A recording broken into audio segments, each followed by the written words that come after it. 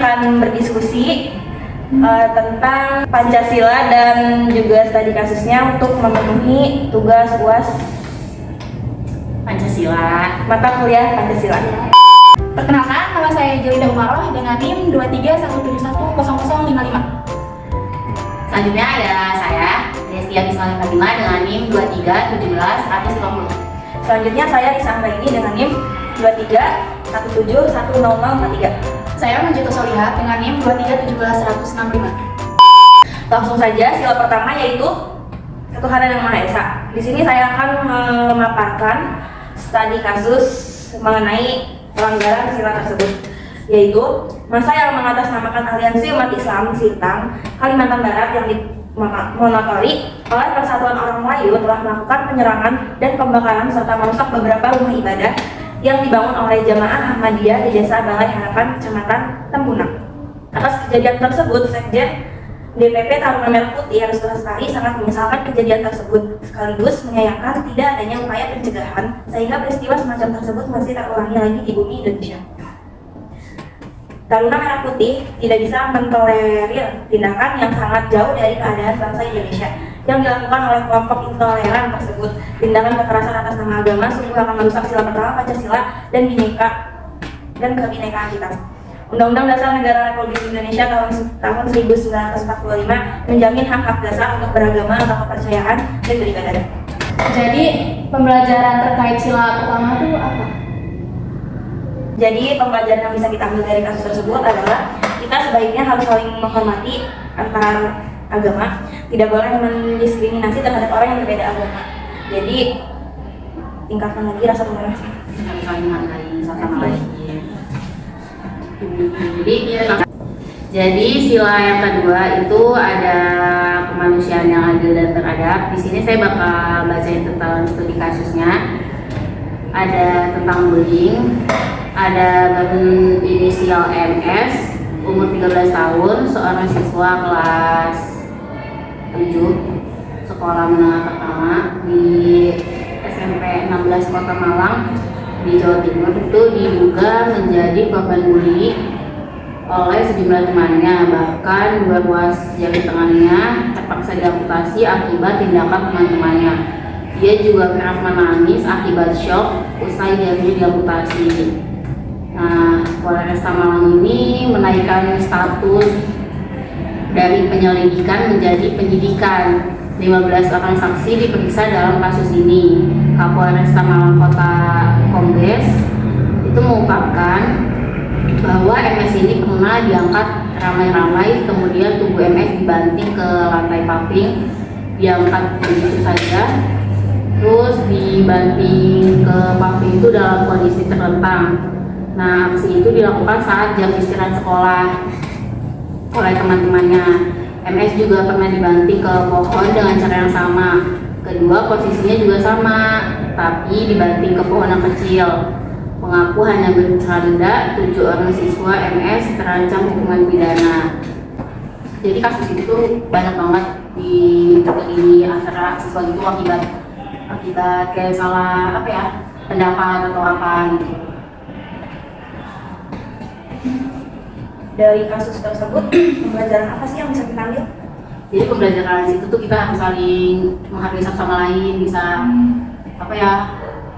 nggak usah terlalu so jagoan itu kalau di sekolah, atau ini sama-sama saling belajar dengan baik.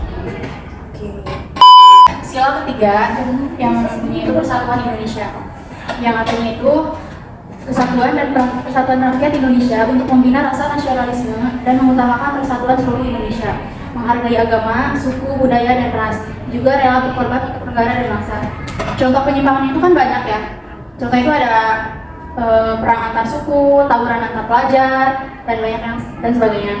Nah, di sini saya ngambil kasus tawuran yang terjadi antar 2 sekolah, yaitu SMK 1 PGRI dengan SMK N2 Kota Serang.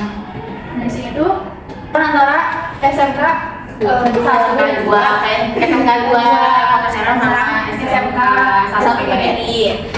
Nah, di sini tuh ada memakan korban ya, yang berinisial MA yang berusia 18 tahun.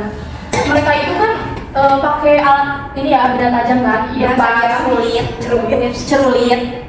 Ya, itu ditemuin dari sekitar rumah pelaku. Nah, itu senjatanya tuh udah diamankan sama pihak itu polisi biar nggak ketahuan sama keluarga sama sekolahnya gitu. Nah, terus akibat perbuatannya RA diancam yang berinisial RA diancam dengan pasal 80 ayat 3 Undang-Undang RI nomor 35 tahun 2014 tentang perlindungan anak. Nah, pelaku ini udah ditahan untuk 7 hari ke depan dengan ancamannya selama 10 tahun penjara. Jadi hikmah Apa ya? yang bisa diambil dari kasus ya dia jangan kayak sok jagoan lah, jangan hal sepele itu jangan jadi masalah yang besar, kayak harusnya berpikiran dewasa lah, jangan kayak anak-anak kayak apa harus ribut, harus sama perasaan sebenarnya kan kayak ya udah sih. jadi kalau ada masalah diomongin Iya, sama lain, jangan nggak harus pakai otot. Nah, jadi di sini ada sila keempat, yaitu kerakyatan yang dipimpin oleh hikmat kebijaksanaan dalam permusyawaratan perwakilan yang mengandung makna mengutamakan kepentingan negara dan masyarakat dan menghormati keputusan musyawarah.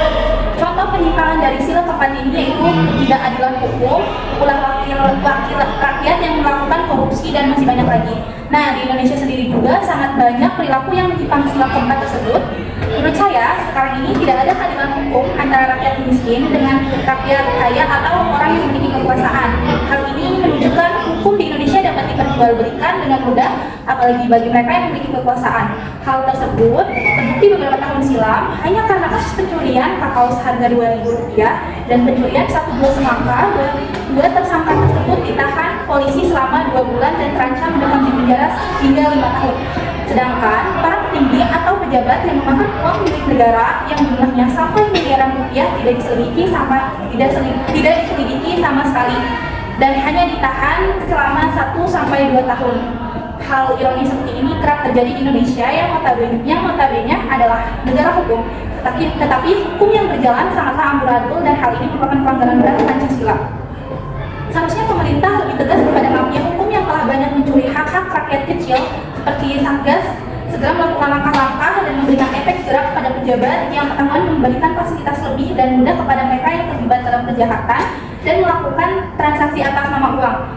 Memberikan efek jerak akan membuat mereka tidak ingin melakukan hal yang sama untuk kedua kalinya. Jadi hikmah yang dapat kita ambil dari kasus ini, negara harus lebih memberikan ini kalian memberikan keadilan yang sama rata antara yang kaya dan miskin, yang punya jabatan dan yang tidak punya jabatan. Nah, jadi tidak boleh seenaknya gitu Iya. kalau punya jabatan atau punya ini bukan atau apa, jadi Negara juga seenaknya. ya. Negara juga punya hukum, jadi harus sama rata lah ya.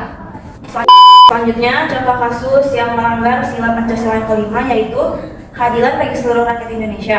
Contoh yang kami ambil itu dari selebgram Rahel Fenya yang sempat viral pada tahun lalu karena pada maraknya wabah COVID-19 itu kan menyebabkan seluruh aspek kehidupan terganggu ya, baik dari ekonomi, pendidikan, sektor wisata dan lain-lainnya.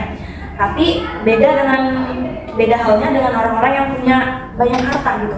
Jadi dia tuh bebas mau liburan ke luar negeri gitu kan. Ya, beliau aja sampai ngerayain ulang tahun ke Amerika.